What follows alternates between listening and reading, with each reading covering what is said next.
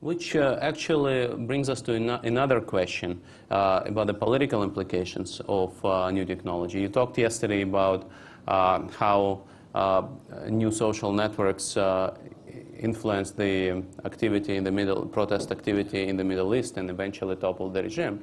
But building up on your last comment, I would like to ask, to what extent you think the politics can become more direct, in the sense that, like in California, people would vote on many important policy issues directly, given that the cost of voting is now coming down so much?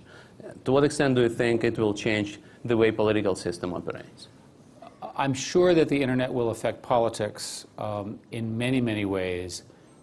I personally do not believe we will move to a more direct democracy. Many people believe that the California experiment has been a failure. California now has deficits that are larger than the deficits of most countries. So again, there are many critics of the California system, which dates from 1911. Actually, a deficit which is larger than GDPs of many countries. That's right. In fact, so the California system has some problems. But let's talk a little bit about the role of these networks in governments. First place, and there's a problem with voting, because not everyone is on these social networks, and you really want your voting to have all citizens participate. And also, these online systems today do not have very provable identities. We can't be sure that that voter is that voter, and those are technology issues to be worked on.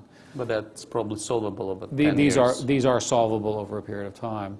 But if you look at in the Arab revolt, what ultimately happened was that the state was not sharing enough of the wealth with the citizens, and the citizens were not participating in a robust enough economy and economic growth.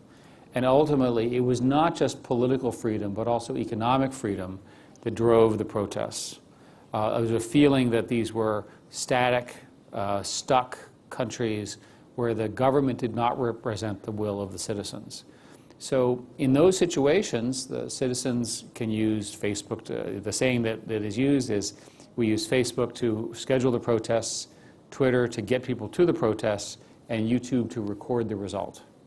And we're generally proud of the people who are involved in this. We think that governments should serve the people, whether it's a democracy or a less than democracy.